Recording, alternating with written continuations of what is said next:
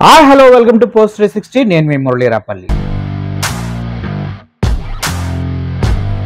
ఇప్పుడు సనాతన ధర్మం గురించి చాలా మంది మాట్లాడుతూ ఉంటారు.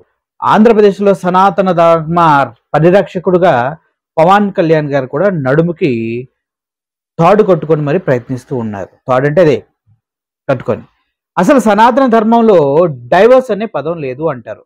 ఓకే, పక్కన పెట్టేద్దాం. సనాతన ధర్మ పరిరక్షకులందరూ సుప్రీంకోర్టు దగ్గరికి వెళ్ళి ఫైట్ చేయాలేమో అనిపిస్తుంది నాకు. ఎందుకంటే సనాతన ధర్మం అంటేనే ఒక భర్త, ఒక భార్య, వారి కలిసి ఉండాలి. వారి జీవితాలు వారిద్దరే చూసుకోవాలి. వేరే వాళ్ళ ప్రమేయం ఉండకూడదు. ఎటువంటి తప్పులు చేయకూడదు. అది శారీరకంగా అయితే అస్సలు చేయకూడదు అనేది సనాతన ధర్మంలో ఒక పార్ట్. బట్ ఇక్కడ ఏం జరుగుతుంది? రీసెంట్గా మొన్న గురువారం సంచలనాత్మకమైన తీర్పు ఇవ్వడం జరిగింది. అది వివాహేతర సంబంధాల గురించినటువంటి తీర్పు అనమాట.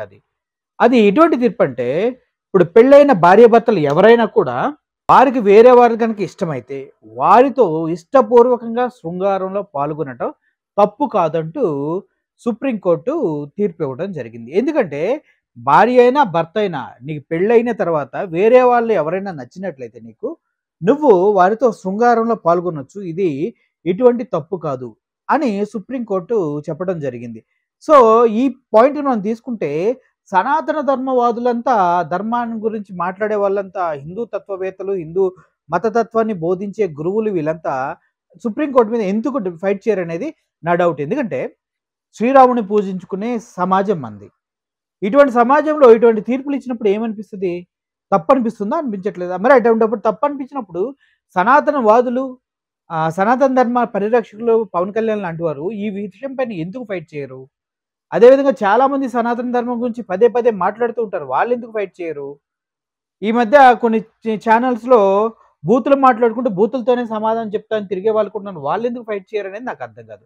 ఎందుకంటే ఒక వివాహ వ్యవస్థ, ఒక కుటుంబ వ్యవస్థ విచ్ఛిన్నం అయిపోయేటటువంటి సిచ్యువేషన్ ఇప్పుడు ఏర్పడింది. ఆల్మోస్ట్ ఎలా ఏర్పడిందంటే నిన్నటికి మొన్న చాలా మంది రిలేషన్షిప్లో ఉంటూ ఉన్నారు. రిలేషన్షిప్ అంటే వితౌట్ ఎనీ మ్యారేజ్ ఏం లేకుండా రిలేషన్షిప్లో ఉండి నీకు నాకు చెడిపోయింది. ఒక 5 సంవత్సరాలు, 4 సంవత్సరాలు, 3 సంవత్సరాలు రిలేషన్‌లో ఉంటారు.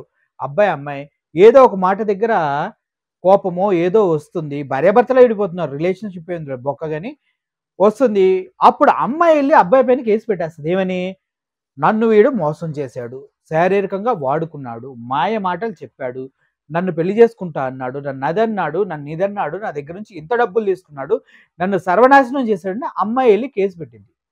ఇప్పుడున్న మన లా సిస్టమ్ అంతా అమ్మాయికి వైపు కొద్దిగా పక్షపాత బుద్ధితోనే చూస్తుందని చెప్పడంలో జడ్జెస్ అయినా ఎవరైనా కూడా ఓకే అంటారు. ఎందుకంటే ఒక అబల తనకి కొంచెం సెక్యూరిటీ కావాలి, తనకి ప్రొటెక్షన్ కావాలి కాబట్టి కొంచెం ఓవర్ కేరింగ్ అనేది పోలీసుల దగ్గర ఉంటుంది, కోర్టులో ఉంటుంది.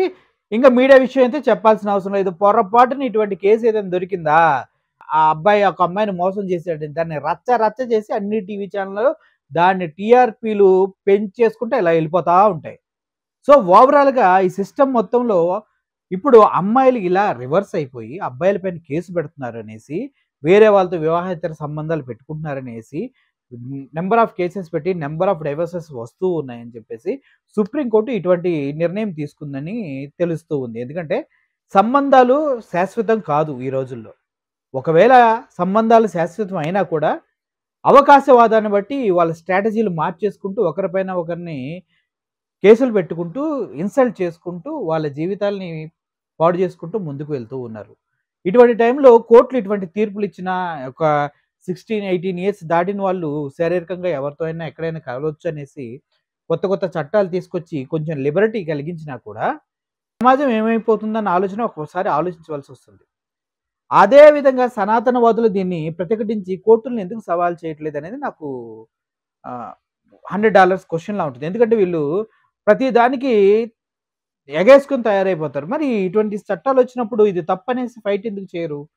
సనాతన ధర్మంలో ఇది ఇది ఉండదు, ఇలా చేయకూడదని ఎందుకు చెప్పరు?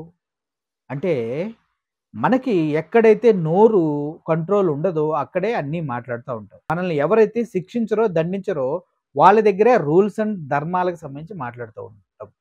కోర్టులు అలా కాదు కదా. అత్యున్నత న్యాయస్థానాలు జడ్జెస్‌కి సూపర్ పవర్స్ ఉంటాయి. అందరూ గొప్పగా వాళ్ళ ముందు మనం మాట్లాడటానికి సరిపోం కాబట్టి ఇటువంటి వాయిస్ ఎవరిది లేవదనుకుంటా. సనాతన ధర్మవాదులది, హిందూ తత్వవాదులది, హిందూ మత ప్రచారకులది. ఏదేమైనప్పటికీ ఇటువంటి తీర్పు ఇవ్వటం అనేది చాలా ఆనందకరంగా ఉంటుంది. ఎందుకంటే కొంతకాలమైనా మగోళ్ళని హ్యాపీగా బ్రతకనివ్వండి. బయట ఎంజాయ్ చేయడానికి అవకాశం దొరికినట్టు ఉంటది. Thank you for watching this video. Murali signing off. Thank you so much.